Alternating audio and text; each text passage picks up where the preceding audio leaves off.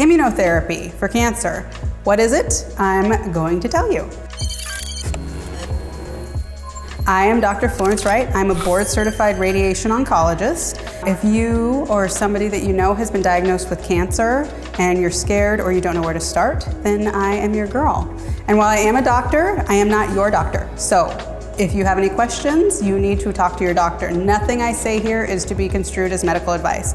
If you don't feel comfortable talking to your doctor, then you need to find a different doctor. Okay, immunotherapy, there's a few different things that I'm going to talk to you about. One, we're going to review what the immune system is, the components of the immune system, what it does, that kind of thing. And then I'm going to go through with you a few of the different types of immunotherapy. So it's also possible that you might have a few different oncologists. There's surgical oncologists, there's radiation oncologists, and then there's medical oncologists who are the chemo, immunotherapy, systemic treatment doctors. And that's the oncologist you want to talk to about immunotherapy because they're the ones that are in charge of it and that are going to give it.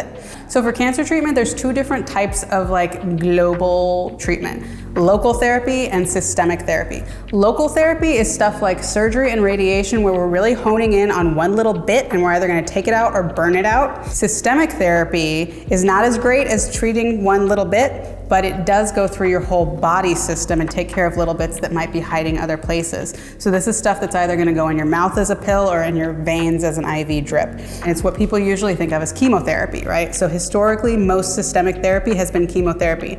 Nowadays, we have something called hormone therapy, and we have this new method of treatment called immunotherapy.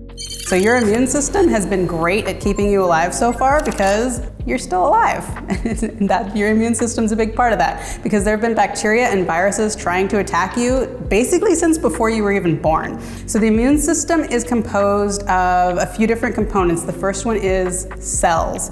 Cells, if you don't remember from high school biology class, are what your whole body is made of. You're made up of little tiny microscopic building blocks that are all super duper specialized and do different things. Your skin is made up of skin cells, your eyes are made up of eye cells, and some of your cells are immune cells. So the cells of the immune system, some of them are the attack cells. And they're basically like drones with machine guns, kind of, that are just going around and blasting the crap out of bacteria and viruses that are trying to infiltrate your body and make you sick.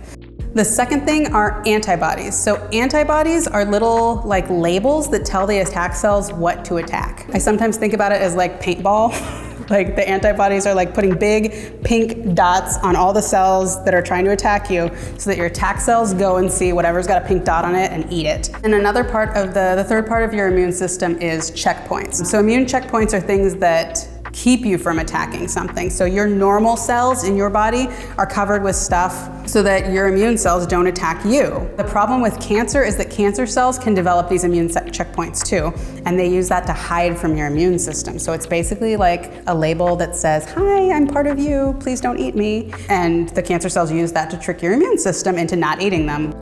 The way that we use the immune system for anti-cancer treatment uses all these different parts of the immune system. So one is monoclonal antibodies, and they basically are antibodies to little bits on the cancer cell. So they'll go and label the cancer cell and say, "Hey, this is the one you want to attack." They're just like the paint gun, the paintballs that you label the cancer cells with. So then the attack cells will go and attack them. Another type of immunotherapy is called checkpoint inhibitors. Immune checkpoints are basically ways that your body uses to not attack itself. So it's like little labels, it's ways that your own cells are hidden from the immune system. And really, they're ways that cancer cells can hide from the immune system. So the way I think of it is if your immune cells are all like a swarm of mosquitoes, mosquitoes are just gonna attack anything that's there that has blood in it, right? Like they're just gonna go drink the blood of whatever's there. So the cancer cells are trying to hide from the mosquitoes, so they basically are gonna cover themselves in bug spray, right? That's what you do when you don't wanna get bitten by a bunch of mosquitoes if you're in a swarm of mosquitoes.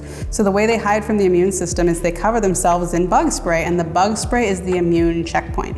So it's this, basically they mutate to develop these immune checkpoints that hide them from the mosquito attack cells so that they can just go through the body without being recognized, or at least so that those cells, those attack mosquito cells, are not going to go and bite them. The immune checkpoint inhibitors then are like soap that washes that bug spray off. So it inhibits the bug spray, it inhibits the checkpoint that the cancer is using to hide from the immune system. And then another class of immunotherapy are cancer vaccines. So there are not a lot of therapeutic cancer vaccines, meaning vaccines that we give you as treatment for your cancer, but there are a lot in development. Right now I think there's one for prostate cancer and there's one for melanoma, and they're still kind of like in the experimental clinical trial phase, but basically they work really sort of similarly to how like the COVID vaccine works, which is that instead of taking like little bits of virus particles and injecting that into you so that your immune system can see it and be like, this is the bad guy, everybody attack it, go search and destroy. And this is actually kind of how I imagine the immune system, also sort of like as a weird cop movie reference. I feel like it's always like old male cops and they have mustaches and they're in the room all together and they're like, this is the perp, and they put the picture up on the screen and then they all run out and get in their cars and start looking for this guy and looking for leads or whatever. That's what your immune system does. So these vaccines put little bits of cancer into not like active cancer that's gonna give you a new tumor, but like little labels off the cancer cell, and it goes into your immune system and it's like, this is the guy. And then those cells go searching for that label that you injected. And if it's a cancer label, they are only gonna find it on cancer.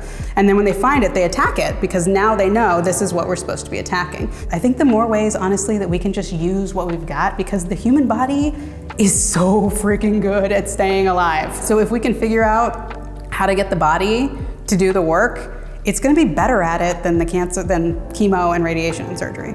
So immunotherapy, I feel like, is like super awesome because it's basically figure out how to get your own body to see the cancer and then just do what it does already and keep you alive. And then there's actually another kind of anti-cancer vaccine that's not therapeutic, but it's preventative. People don't often think about cancer vaccines as being preventing cancer, but we actually do have two vaccines that prevent cancer. One of them is HPV vaccine, so that's the one that prevents cervical cancer. Those are also associated with certain cancers of the head and neck and penile cancer and some anal cancers. So it's not just a cervical cancer vaccine. And then the other vaccine that helps prevent a cancer is the HBV vaccine. It's super annoying, they're only different by one letter, but that's for hepatitis B, and that's associated with certain liver cancers. So those are two ways that you can get a shot to help keep you from getting cancer, which again is super awesome. Then there is T-cell therapy or CAR T therapy, which is like the newest form of immunotherapy, and again, super high-end, super fancy, and has a lot of potential. Right now, I think it's only being used for leukemia, lymphoma, and they are doing trials for some solid tumors, and what it basically is genetically engineered attack cells. So they take some of your blood, they put it in some fancy machine, I don't know what it's called, it's a big machine, it's got a lot of tubes on it, and they expose the cells, like they mix the cells together with little tiny bits of cancer. And they figure out which one of those attack cells, or which ones of the attack cells naturally attack those cancers. And then they grab those cells and let them, like clone them, basically. Just clone them in a, I don't know, tube or a jar or a vessel or whatever. Beaker? Probably a beaker. And they get a ton of them, and then they inject them back into you. Or there's also another way where they like inject a gene that's like an anti-cancer gene into the cell and then they clone that cell. So either way, you have these like custom-made cells that are tailored attack cells just for attacking that cancer. And then they go and seek and destroy and go through and find the cancer. And they're not gonna attack the rest of you because they're designed to just attack that cancer. And this is awesome because a lot of the time when we're trying to do like transplants, there's something called rejection, where if you're injecting something in me that didn't come from me, my body recognizes it as not coming from me and goes and eats it before it can go do what it's supposed to do. So if we're taking the cells from you, genetically engineering them and then putting them back in you, we don't have to worry about that because they're your own cells. Your body recognizes them as your own cells. They're just gonna go around and find the cancer they're supposed to find and just eat that and not eat you. Immunotherapy sounds great. It's also oftentimes has fewer side effects than chemotherapy. So it's like, why? I want that. this sounds great. It's super fancy, it's super new. Like, why am I not getting that? And the answer, there's probably a few answers to that. One, it might not be the right treatment for your cancer. So it's the right hammer for the right nail. And it doesn't mean that you're not getting the right treatment if somebody else is getting a different treatment that seems like it's working really great for them. Like, you're not gonna use nail polish remover to remove eye makeup. It doesn't mean that nail polish remover is better than eye makeup remover or eye makeup remover is better than nail polish remover. They're each better than the other at a specific job. You gotta have the right tool for the right job. And immunotherapy is the right tool for a lot of jobs, but it's not the right tool for every single job. So basically, it's something that you do want to discuss with your doctor, especially if you've gotten to the point where you've kind of done all the traditional therapies and it seems like your tumor is not responding. It's definitely a question to ask, like, are there any immunotherapy options available for me? The second thing, usually when we're developing new drugs, the first people that we start trying them on are people that have already failed the standard treatments and their cancer has progressed, unfortunately, and then we're like, okay, we have this new thing, let's give that a try. And if it works really great in those patients, then we kind of dial it back and try it on people with less advanced and less advanced and less advanced cancers. So that's your kind of primer on the immune system and immunotherapy. It's okay if you don't remember anything about the immune system. It's not your job to know all the ins and outs of human anatomy and all the different systems in the body. That's your doctor's job to know. It's my job to know those things. And when you need to know them, it's our jobs to teach you.